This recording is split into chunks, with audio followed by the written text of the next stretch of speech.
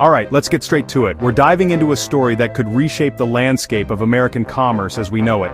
Amazon, the company that delivers everything from books, those classic hardcovers and paperbacks that started it all, to inflatable squirrel costumes and just about anything else you can imagine, is reportedly considering, or perhaps already in the process of, moving a significant chunk of its operations out of the United States. We're talking about a potential shift of warehouses, logistics hubs, and maybe even some corporate functions. This isn't just a minor corporate shuffle, a routine adjustment to the org chart, it's a seismic event, a tremor that could send ripples throughout the entire economy. Amazon is a retail giant, a behemoth in the world of e-commerce, a massive employer, providing jobs for hundreds of thousands of people across the country, and a logistical powerhouse, with a network that spans the globe.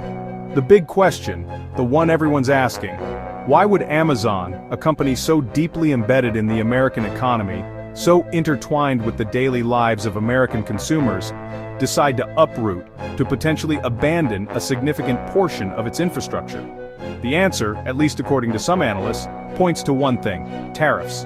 The very trade policies meant to protect American industries, to bolster domestic manufacturing, may be inadvertently pushing one of its biggest corporate success stories, a company that has become synonymous with American innovation and consumerism, to look for an exit, to seek more favorable conditions elsewhere. So let's unpack what these tariffs are, what goods they affect, and how they work in the global trade system. We'll examine how they've rattled Amazon, impacting their bottom line and forcing them to reevaluate their operational strategy. And crucially, we'll explore what this potential exodus could mean for workers, the men and women who keep the Amazon machine running, consumers who rely on Amazon for everything from everyday essentials to those aforementioned inflatable squirrel costumes, and the broader economy, which could face significant disruption if Amazon significantly scales back its American presence. Tariffs, let's demystify them. A tariff is just a tax on imported goods. The idea is to make foreign products more expensive, encouraging people to buy American-made instead. But here's the catch: the extra cost gets passed down the line, from importer to retailer to you, the consumer. So, a tariff on a Chinese smartphone means you pay more at checkout. Tariffs also hit raw materials like steel and electronics, raising costs for American manufacturers. Instead of protecting American industry, tariffs can make U.S. goods pricier at home and abroad. It's a tool that's supposed to help, but often ends up hurting the very people it's meant to protect. In short, tariffs are a delicate, often self-defeating balancing act. President Trump's administration rolled out sweeping tariffs mainly targeting China, aiming to fix what he called unfair trade practices. The plan make Chinese goods more expensive, force China to negotiate, and bring manufacturing jobs back to America. But global supply chains are complex. Tariffs on Chinese imports hit American companies too. Think Apple, with parts from all over the world. Retaliation was swift. China and others slapped tariffs on U.S. goods, hurting American farmers and manufacturers. The result? A trade war, uncertainty, and a chaotic business environment. The promise was short-term pain for long-term gain. But the reality has been a messy, unpredictable battlefield. Tariffs became a sledgehammer, not a scalpel. Amazon may be digital, but the products it sells are real, and many come from China. Tariffs raise the cost of importing these goods, squeezing Amazon's famously thin profit margins. Amazon can either absorb the cost or pass it to you, risking its low-price reputation. Its marketplace sellers, many small U.S. businesses, are hit even harder, facing higher costs and shrinking sales. Tariffs also impact Amazon's own operations, warehouse equipment, packaging, even servers are pricier. Building new fulfillment centers in the U.S. now costs more, making American expansion less attractive. The bottom line: tariffs don't just hit products, they hit the entire Amazon machine. And that means higher costs for everyone. Amazon isn't just sitting back, observing the shifting sands of global economics, it's actively adapting and strategizing. They're not content with the status quo, they're proactively seeking solutions to navigate the complexities of international trade. The logical move, the one that makes the most sense in this intricate game of global commerce? Shift operations, strategically relocating key aspects of their business to countries that haven't been caught directly in the crossfire of the trade war, countries like Canada, or perhaps setting up shop south of the border in Mexico.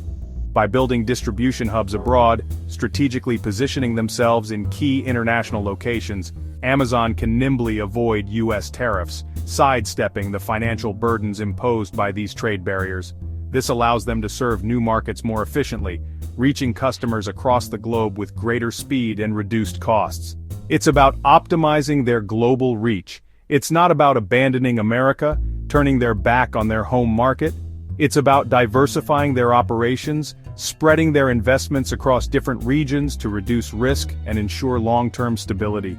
Amazon's own branded products, the items they've poured resources into developing and marketing, Echo, Kindle, Amazon Basics, the very cornerstones of their consumer electronics empire, are, for the most part, currently made in China.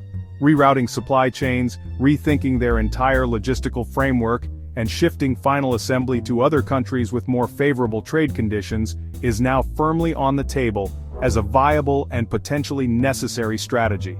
For Amazon, the ultimate goal of maximizing shareholder value, ensuring the continued growth and profitability of the company, means keeping costs as low as humanly possible, relentlessly pursuing efficiency in every aspect of their operations. And that sometimes means making difficult decisions, even if that means moving jobs and investment away overseas, to locations where the economic climate is more conducive to their business model. It's a cold, calculated decision, driven by data and a relentless focus on the bottom line.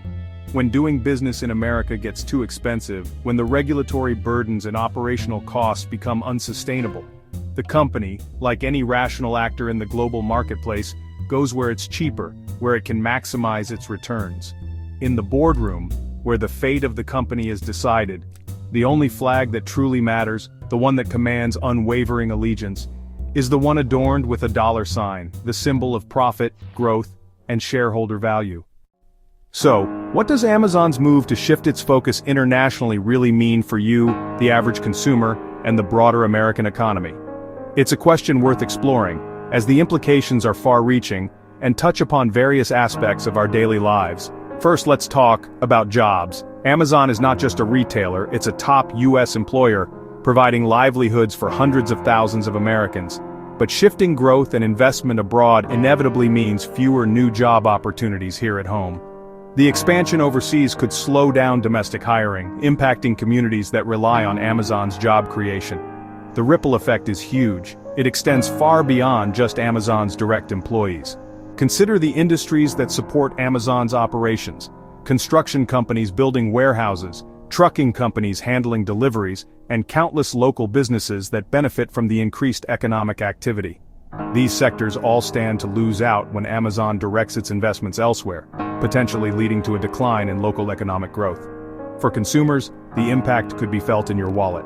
Prices could rise on everyday goods, and that magical two-day Prime delivery that you've come to rely on might slow down, become less reliable, or even cost more as Amazon adjusts its logistics network. The unparalleled convenience you've come to expect from online shopping, the speed and ease of delivery, could very well become a premium service reserved for those willing to pay extra. Then, there are the third-party sellers, many of whom are small American businesses that rely on Amazon's platform to reach customers. These businesses are increasingly squeezed by higher costs associated with selling on Amazon and the potential for shrinking markets as Amazon prioritizes its international expansion. The original policy, intended to bolster American business and promote economic growth within the United States, could inadvertently end up crushing its smallest players, making it harder for them to compete and thrive. The vibrant economic ecosystem that Amazon often creates in every town and city it enters, bringing jobs and stimulating local commerce, that entire ecosystem faces the risk of disappearing or significantly diminishing if investment and resources are diverted elsewhere. The result, the potential consequences are clear: lost jobs for American workers, higher prices for consumers, contributing to inflation, and a significant hit to local economies that depend on Amazon's presence. The trade war's collateral damage is very real. It's not just abstract numbers on a spreadsheet.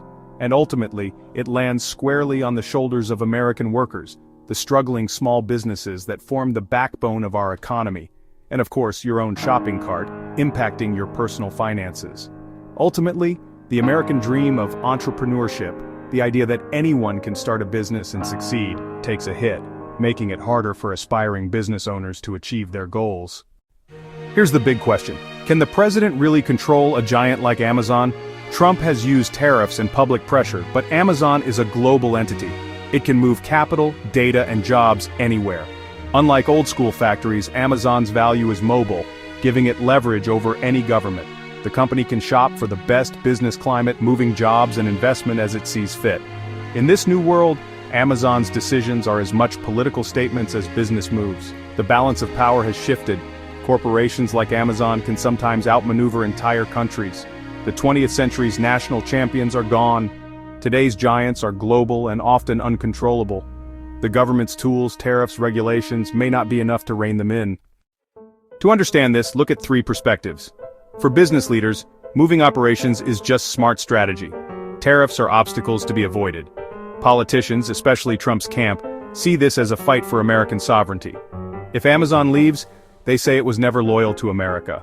For workers and consumers, it's personal. Lost jobs, higher prices, and slower deliveries hit hardest at home. The business world speaks profit, politicians speak patriotism, and the public speaks survival. These worlds clash, and the fallout lands on everyday Americans. There's no clear villain or hero, just competing interests and collateral damage. Policies designed by politicians to discipline corporations often end up hurting the people they're meant to protect. The American public is caught in the crossfire. So, what's next? Amazon will become even more global, spreading its operations to avoid being held hostage by any one country's politics. For the US, this is a wake-up call. Protectionist policies have limits in a connected world. America can double down on trade wars, risking more corporate exits and higher costs, or re-engage globally to solve trade issues together.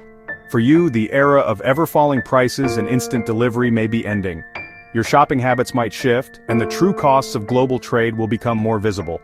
The Amazon-Trump saga is a snapshot of the 21st century struggle global corporations versus national politics. The challenge ahead? Finding a balance that protects workers and communities, while keeping your next two-day delivery on track.